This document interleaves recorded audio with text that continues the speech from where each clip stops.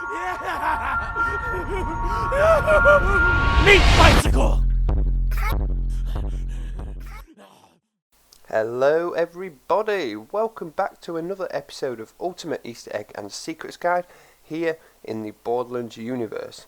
This is the series where I take you through each of the 3 Borderlands games and pick out a Easter egg or reference or some kind of secret that you guys may not know about, and then just bring a little bit more details about what is referenced or put into the game to actually mean something. So we've got 3 more great Easter eggs for you guys today. We are on episode 21, and as always we'll start off with Borderlands 1, head to Borderlands 2, and then go to the pre-sequel. So without further ado, let's get on with the guide.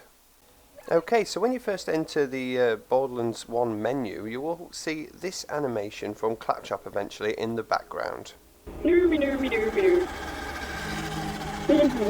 Now that Noonie Noonie Noon is actually a reference to Sesame Street and the actual typewriter cartoon that first appeared in the 1970s version of Sesame Street. So yeah, nice little reference right there, and I'll play you a little bit of a clip to show you what it is about.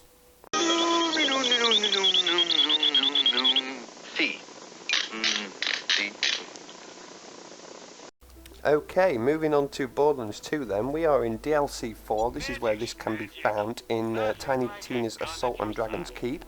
Now if you head into a weapons vendor and keep entering it and exiting it, you're going to get different pieces of dialogue, but eventually you'll see one right here, it's coming up now, that says, "The night is long and full of treasures." Now I'll just screenshot this for you guys so you can see it, but it's there, "The night is long and full of treasures." Now this is a reference to Game of Thrones, in which the Red Queen, I think she's called, Melisandre, the Lord of Life worshipping woman, she says in one of the shows, "The night is long and full of terrors." So Gearbox have taken that and just added that little bit of dialogue into the game to reference Game of Thrones. So there you go, Game of Thrones Easter egg right there.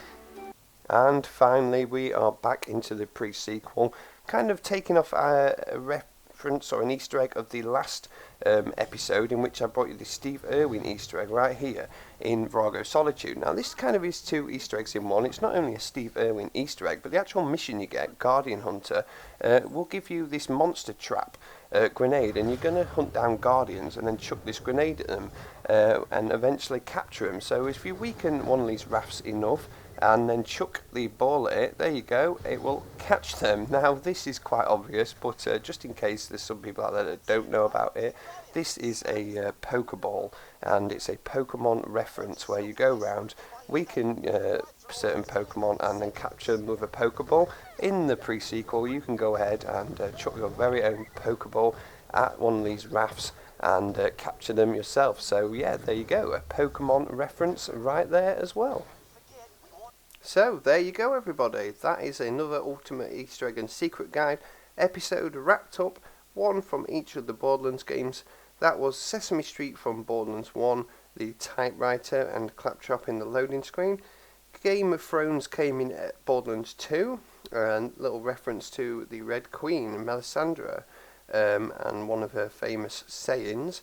And also went to episode 3 and started catching them all, Guardians, with our monster trap Pokeballs, which was obviously a Pokemon reference.